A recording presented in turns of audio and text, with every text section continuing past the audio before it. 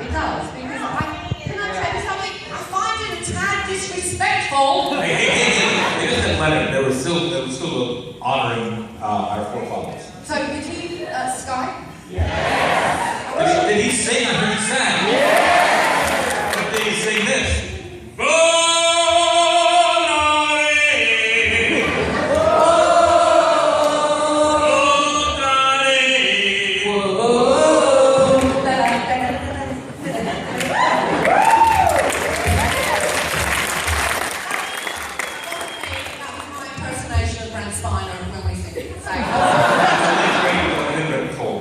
Oh, Rick Colby, God rest him. Yeah. Okay, don't distress me. All right, let's do questions. Questions? Yes, sir, in the bow tie. Another Doctor Who? Yeah, okay. Okay, before you say anything, 50 years of Doctor Who, all men, who should be the woman on Doctor Who?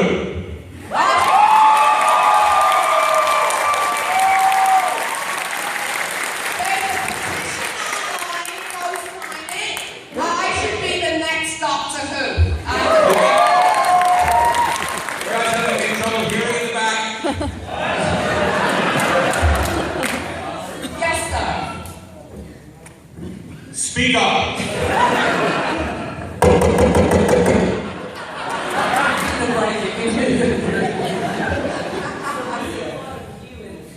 A lot of who? Few. So what was your favorite Q episode to film and be a part of? And has Q approached you again with that offer? What is he talking about? Some kind of Star Trek reference. I like the one where you wear the fur outfit. What fur outfit? Where you wear the cute hat. The Sherwood fur. With the Cupid. What was the... Oh, and I love the one The with one Olivia. we won? No, Olivia Dallo was a cute. I dated her dad. Oh, she was smoking hot. She was, but you know what? I was like, You dated her dad, man for man. Yeah, I dated her dad. And she was like, Now you learn these things at these conventions. Things you don't know about Marina from And the she past. shows up on the show and she's a grown person. I was And a cute to boot. No, a cute Q. Oh, cute. Much cuter than John. Was she a cute? She was a cute. Oh. I was so She was a like, cute, right? I was so like gobsmacked. I had a silly top hat on. We're in a little gazebo. So what was that Robin Hood episode called? Cupid. Cupid? Q-Who. Q the Robin Hood episode. Oh, Cupid. These are ones that you guys are supposed to answer for us. I actually that Little John. I played Little John. Remember that day? Were you there when I had to go to the hospital? No. Oh, when you got hit. Oh my Tell the story. Lord. Now, I have to preface this. Gates and I were the only two who were trained fencers. I beg to differ. Oh, you were trained fencers? I was a fencer in college.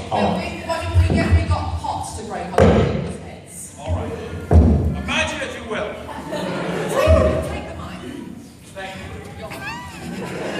I was playing Little John, and I had a balsa wood staff, and there were two stuntmen. One stuntman comes down one way, I slam him off to the side, the other one comes the other way, I slam him off the side, they're down the middle of the palace, the castle, or what the hell it is. I'm supposed to knock the stuntman on his ass, be heroic Commander Riker. We rehearse. The guys rehearsing with the rubber sword, I'm rehearsing with the balsa wood staff, everybody's safe, everything's fine, we go to one side, we go to the other side. It's time to shoot with Bull, our director. They change over the stuntman to the huge iron sword. They leave Riker With the balls. with the balls on the staff. One guy goes down, the other guy goes down, the third stuntman, all amped up on testosterone by this point. Cracks the staff. Staff cuts my eye open. I hold my eye like this. There's blood in my hand. I lie down on the floor. Cliff Bull says, "Oh, I guess we got the shot. You can take Frakes to the hospital." It's Friday night in Hollywood, California.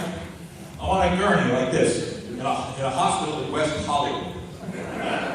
I look down and West I'm Hollywood like, is the home of all the gay people. I lie on the gurney and I have those silly curled felt shoes on. And the goofy hat. Friday night, it's about midnight. Not a soul says a word. Big curved knee stitch up my eye. Did you get a scar? I do. Yeah. It's amazing. I like scars. I like scars. I know you like the word wireless. I do. I'm not complaining. Yes. I would like to thank you, Mr. Frakes, for your work on casting. Oh.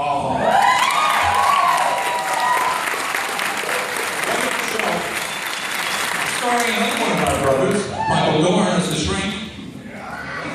And the lovely David Killian. We love And Nathan. the lovely Scott from the librarian movies. We love Nathan. She was in the second, I know. third, like, no, she's not in the I show. thought she was so good. She was spectacular. She's spectacular. Those movies were very good. A couple Oh, of I love Yes.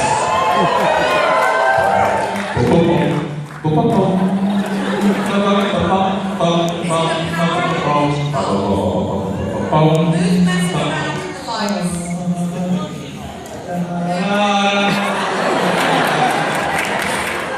There's a poltergeist in the lighting board. You like it like this where you can see the fans. I do. I like to see the fans. Okay, next question. Yes, young lady. As Deanna Troi, you worked very closely with the late great Major Barrett. What was it like to work with her as alongside her? Oh well, God rest her soul. She was a one in a million. You know, we were very badly behaved as a cast. Understatement of the year. I know you're surprised with that. An example, we had a director in the first season, and this is when Denise was still on the show, so very early in the first season, who directed 2 shows, and then he refused to ever come back. Ran off into the night. Yeah, we were too rowdy. So bear that in mind when I say when we find out that Major Roddenberry, the boss's wife, is going to be on the show. And I think we're all thinking, we better be good on this episode. This better be good. Little did we know. Little did we know, she turned up and she was nuttier than the rest of us put together. So she fits right in. I have to say, Major really took care of me. I really was an alien in America. I literally got the job 6 months to the day after I arrived in the US. And she really helped me grow my fan base. She was the person who encouraged me to do conventions. She was wonderful. And they did kind of How adopt the me. convention thing work out for you? It worked out pretty good. It worked because I used to go to cons, you know, in the beginning, and people would say to me, you know, we think Deanna Troi's really boring, but we love Marina. So even though people weren't crazy about Troi, I got fans. You weren't crazy about Riker either. No, we weren't real popular at the beginning. Riker was pretty stiff, if I recall. Yeah. Tell them the story about the dolls. Oh, sorry, the action figures. Oh. First convention I did in Syracuse, New York. The show had just barely come on the air. It was dead of winter. I was waiting nervously in the dealer's room, and at a table were a set of the old action figures, a younger, thinner version of all of us, and they were selling Deanna Troi for $35, and Geordie LaForge for $35, and a limited dial-on data for $50, and Old Baldy was selling for $60. Sir, Old Baldy. And at the end of the table is a sign, and it says, buy any action figure, get Riker free.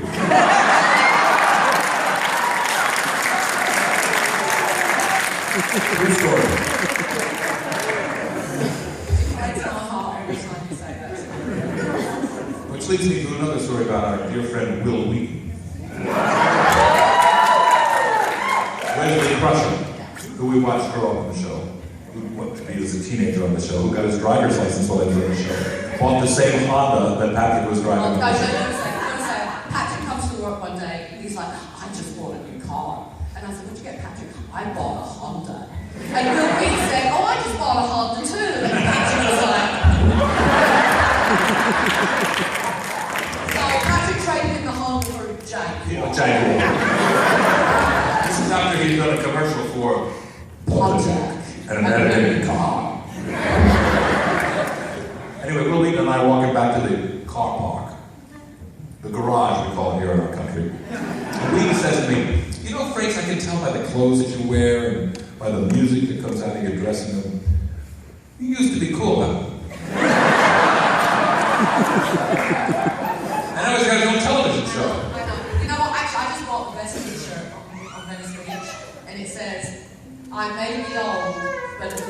to see all the cool bands.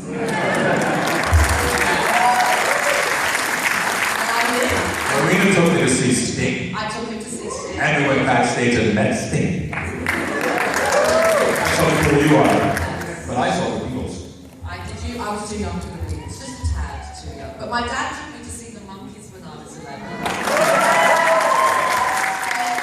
have to say that in this convention circuit, I have met all the Monkees. Oh no, I haven't met Mike Nesmith, but I've met Peter, and I've met Nicky, and I met David before he passed. David's and Silvers. And it was like, I totally get it. People fanboy and fangirl out at us, because that's how I was around David Jones. So I totally get it. And that's how I am now around soccer players, I have to be honest. One of the players who now plays for the Galaxy, Robbie King, used to play for my team, Tottenham Hotspur, and we were on the same plane to Denver a couple of weeks ago. And trust me, no fan experience has ever been as bad as me when Robbie King walked on the plane. I literally went, oh my God! And he went, hello, Mr. King. And I was like, just beside shaking, right? And he was chatting with some of the other Galaxy, and the guy sitting next to him said, would you like to change seats with me? My instant initial reaction was, grab my bag and go. But then I thought, wait a minute, Marina, how would I feel if a crazy Trekkie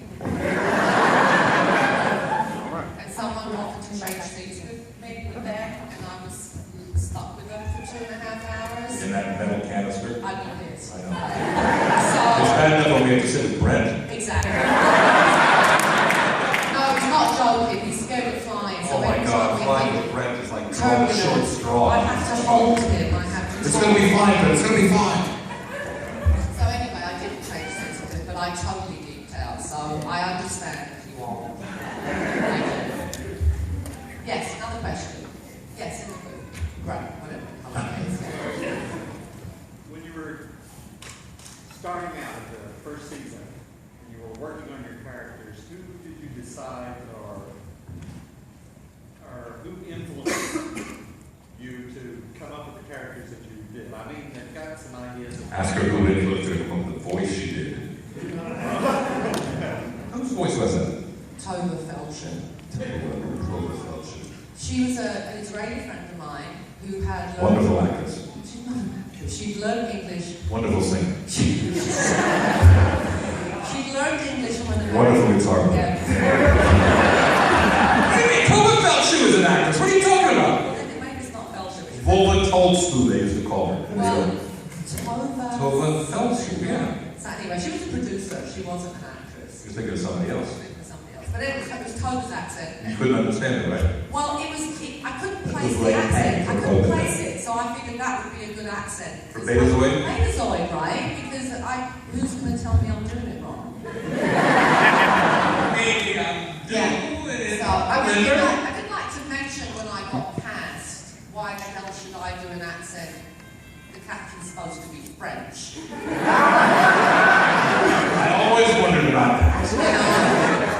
Except that, being English, and as you all know, we hate the French. Don't sugarcoat it. Right? We hate the French.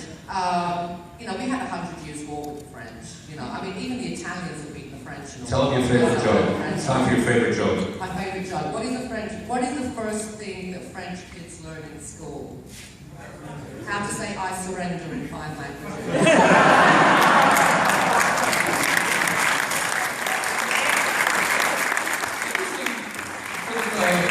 More than 10 response here. You know what? That joke sometimes Can I flies. tell you something? Everyone hates the French. Whoa.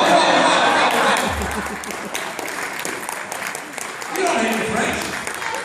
We worked in the Titanic Museum in Pigeon Forge, Tennessee, and there was a lot of time that we hit the Scottish and the Irish. Yeah, don't get me started on the Irish. As we said, it was built by the Irish, it was written by the English, and it was owned by the American.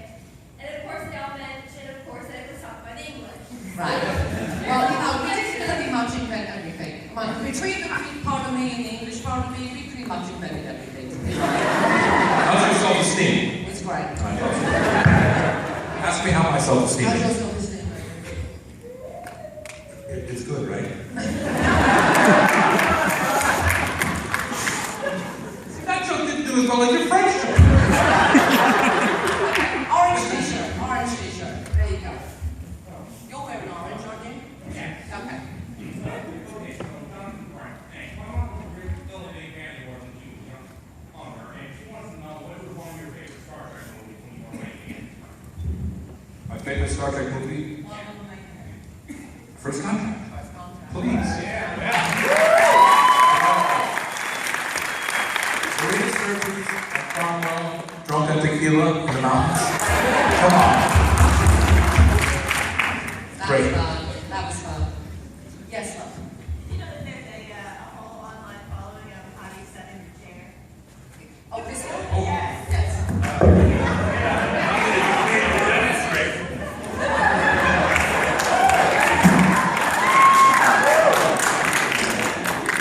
I feel like I'm on the prize.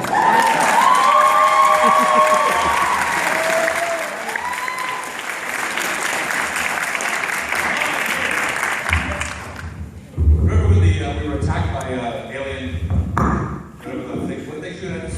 Phasers. No. Photon torpedoes. Photon torpedoes. And you rattle around your chair. Oh, acting. Your hair would be perfect. My chair like a big asshole like this. And in the middle, in the ergometrically designed captain's chair. In the throne, we call it. Captain Picard, the wackiest knot of the galaxy.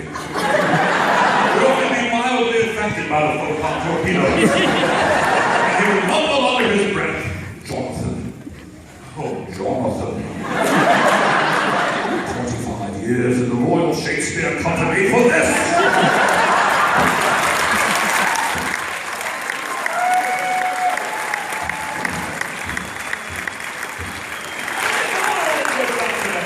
Oh, pretty good. Our old jokes. Yes. Yes, in the pink. It's not a question. Ooh. What was it like working with Michael Landon and Howard Heaven? Oh. In what? Highway to Heaven, Michael Landon. Michael Landon was a great influence on me as a director because he believed that you could go to work in the morning, work all day, and get home so everybody could have dinner with their families. That doesn't happen in Hollywood anymore. Yeah, sometimes my shows it does. It does good for you. But he was great. It wasn't too precious. It was, he worked fast, he knew what he was doing. He produced, wrote, directed, and starred the show. He was a pretty efficient guy, and very nice. And you know, the good always die young. They always say that. Oh, yeah. The good die young, you know, so I'm going to live forever. Yeah. No, the Walton was a little different experience. That was sort of longer. There were a lot of kids at the Waltons. And kids and animals. Waltons? How many years have you known me? A lot. And I just know you were. I was a recurring character named Ashley Longworth III on the Waltons.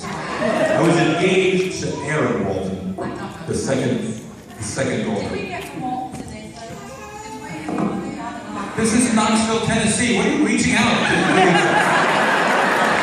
we get the Waltons in England? First of all, think about the French people in the audience. How they feel about you right now. They're sitting on their hands thinking, I hate that bitch. Joke from Montreal. Well, that plays That's where they eat horse. I know that goes down well with you Yeah, that too. went down really well with me, yeah.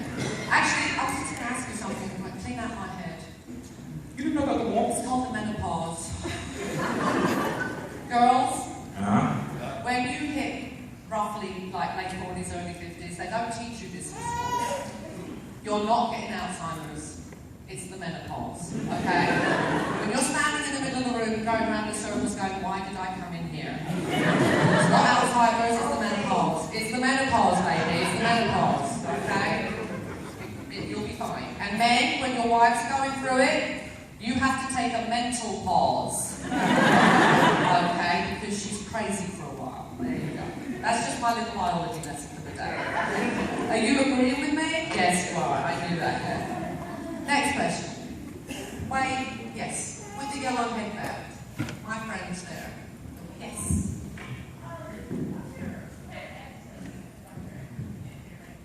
I episode that I actually wasn't in very much, called Measure of a Man. I like both of those worlds. I like the Borg. You love the Borg. I think the episode I didn't like was that last episode, All Good Things? All Good Things. Because I was dead. What are you dead? I died. I was dead in the last episode. What are you talking about? Wasn't I dead in an episode? I'm right. You When know y'all it. came back, when y'all were old, You were dead? I was dead. Didn't you believe me? I'm sure there was a scene. Wasn't there a scene where he's talking about me? Did I being grieve you? dead? Did I act like I missed it?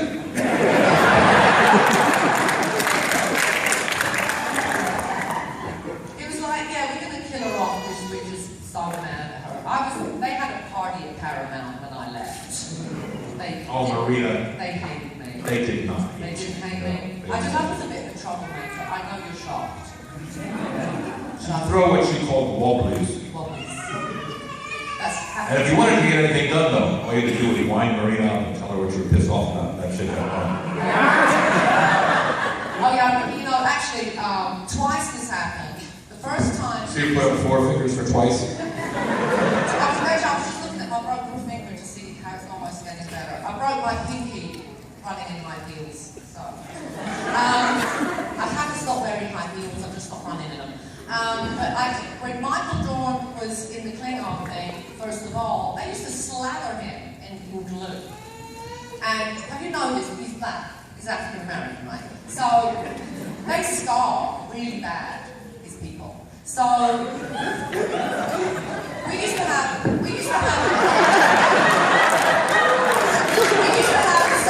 go to the same place for facials. Don't tell him I told you that we had facials, okay? And the facialist said to me, Marina, you have to say something to Dorney because he's going to end up permanent scarred.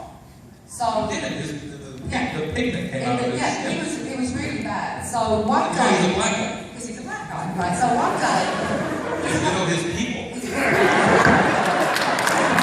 so one day he was Raptor. 21st century. He takes his makeup off, and he looks terrible as if you walk up to the offices right now and you show them your face and you tell them, are they ready for the lawsuit when this is done, right? So he goes up.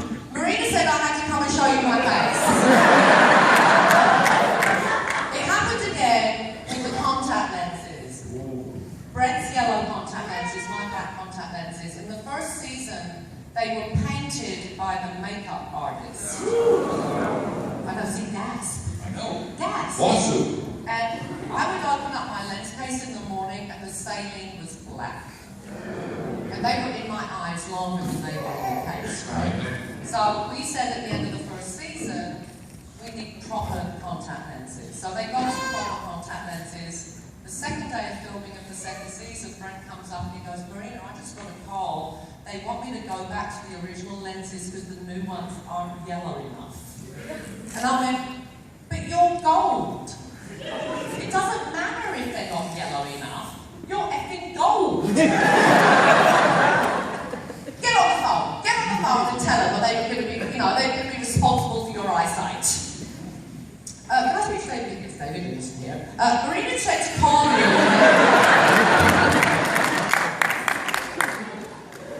That's why they hate you. Hate you, they respected you. Did they? Yes. Really? Yes. You're still here. I'm still here, yes. They tried to... You know what they respected? What? Your forthrightness, but more than that, your talent. Oh.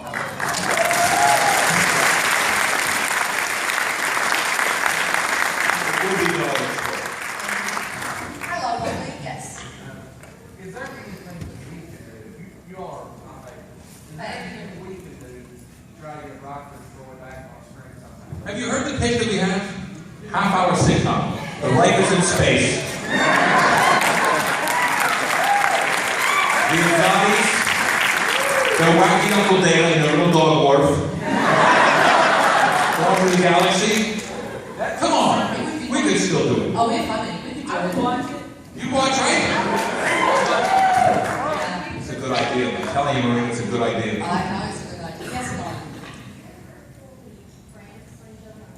No. No. You know what? As a psychologist,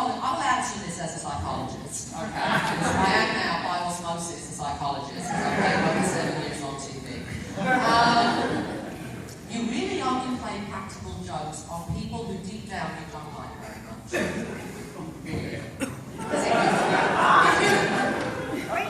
If you love somebody, you don't want to humiliate them more, embarrass them more, you know. Really? Yeah, I think so.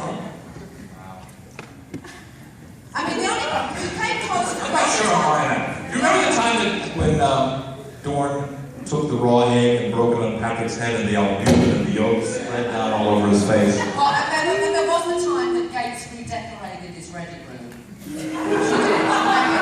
She put pictures of herself and Will and Wesley. You know. Do you remember when she directed the episode and she wanted to put animal feces in the hallway of the Enterprise? I hated that episode. But I couldn't complain because I was like supporting my sister in her first direction gig on the show. So the fact that I was an amphibian and wet, not a good combo in my life. I actually just didn't complain. I was good. I was really good. What do you 5 minutes. 5 minutes, okay. Oh, now the hands go up. Yeah. They're all lying for that all-important last question. The original series was such a big, big show. Yeah. And so when you got the call for being on the next generation, did you feel pressure that you're going to have to live up to great expectations? I've never seen it. I had never seen it either. But I knew it existed, and Gene knew about it, and Dorney and Will and Lavar knew about it. I had no idea that we were about to become part of the popular culture. No, you know what? When I realised it, right before the show came out, and so we were inundated with press, and then that's when I got nervous, because it was the first time in my life, because I was never on the walls, the first time in my life. You're impressed with that now, even though you don't know anything about the show. I am. You know I was on Dukes of Hazzard too. I know. Everything you ever did was North and South. Oh. But that was when I realised that for the first time in my career, my performance was going to be judged like worldwide. Yeah. Before I'd done things, in the theatre or whatever, it was the local, it was the local critic for the local newspaper. It wasn't going to be, Rolling Stone. I went out and rented the, what were then VCRs, half black and half white. What's that called? Let That Be Your Last. That was Actually, I have to be honest, I had seen one episode. You know how it is sometimes when you going through the channels and it always is the same episode of something, right? Well, the only episode I ever saw was the one, and it was awful, with the flower people. I mean, really. But thank God for classic Star Trek. Yeah, because it wouldn't be, I don't call it classic Trek. What do you call it? I call it original Trek, because if they're classic Trek, are we diet Trek? I remember when they put us on a diet. They did both of us. Oh my God, they called us in the office. Me and the two Zimbabwe's here, which is what we called each other. Because we couldn't say Nzadi. Yeah, we used to say Zimbabwe. Zimbabwe. We got the phone call. We would get the phone calls. You look fat. You look fat. They didn't sugarcoat it. Get to the gym. Yeah. That was a good call. How about this young lady right here? Yes.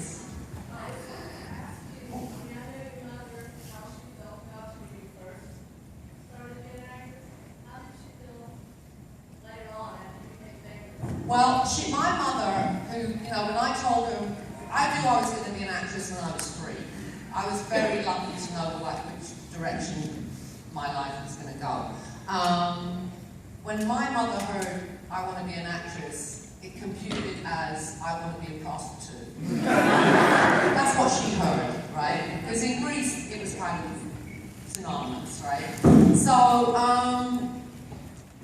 she never really approved of my career. Even the year before I came to America, she actually said to me, this acting thing really hasn't worked out. There's an opening in the Bank of Cyprus at the top of the street. Why don't you go and apply, But when I got Star Trek, and she didn't believe me that I got Star Trek because it didn't come on in England for 2 years after we came on the air here. So she thought I was lying to her about this job, so I wouldn't have to go back to England.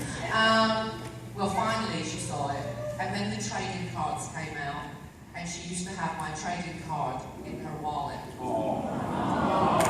So people would say, why do you have the girl from Star Trek in your wallet? And she goes, that's my doll.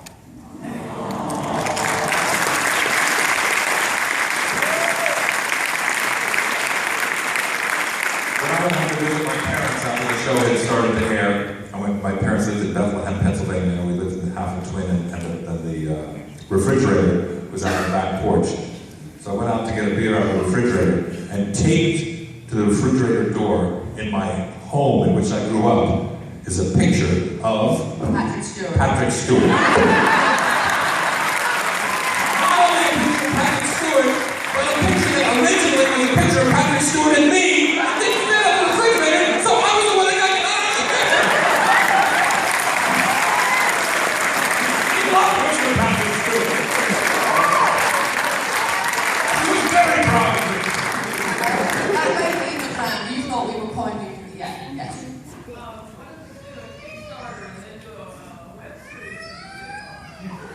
You know, I have to be honest with you about Kickstarter. I don't know how you feel about Kickstarter. No, but we're going to hear how you do.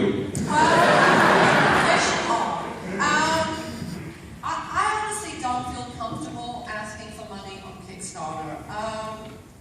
You guys, it costs you a lot of money to love us. It really does. You know, it does. Between coming to the conventions, paying for our Are you saying that as a autographs. psychiatrist as well? I am. No, I'm saying this is Marina. Oh. You know, I know, especially... It doesn't cost you a lot of money to love us. It does. It doesn't.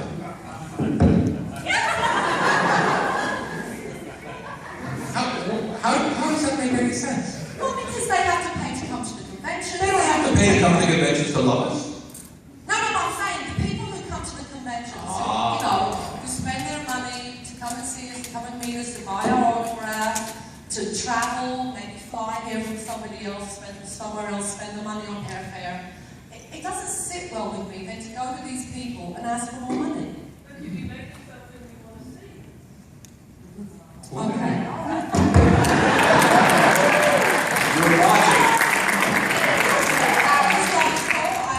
I very rarely have seen her say that. All right, good point. Good point's not a part of your lexicon usually. It really isn't. Not to say you were right, especially. Yeah, I've got a place to promote. Are you wearing a cape? Yeah. Are you a superhero? He's a superhero, he's Batman. He's very tall. He's handsome. He's handsome. I know, that's what I'm looking at you. I'm sorry, I want to look at you. Mine is a big sticker. He's a big man. He's handsome. He's handsome, right? Got all his hair. Got his arms crossed. What's your name? Russ? Are you married? No. Girls. I think you may be dating by the end of the convention. How did y'all like working with Whoopi Goldberg? I love Whoopi. I love Whoopi. Oh, You know, she's going to be in Philly, isn't she? we're not going. Oh, we're not going to Philly? No, somebody's got to tell Whoopi about Philly. Whoopi is the combination of the most blue, if you know what I mean, her language, and her heart is so huge. It's an incredible, complicated, loving, talented, fantastic woman. Yeah. We're getting the boot. Yeah, we can. God bless you all. Thank you very much.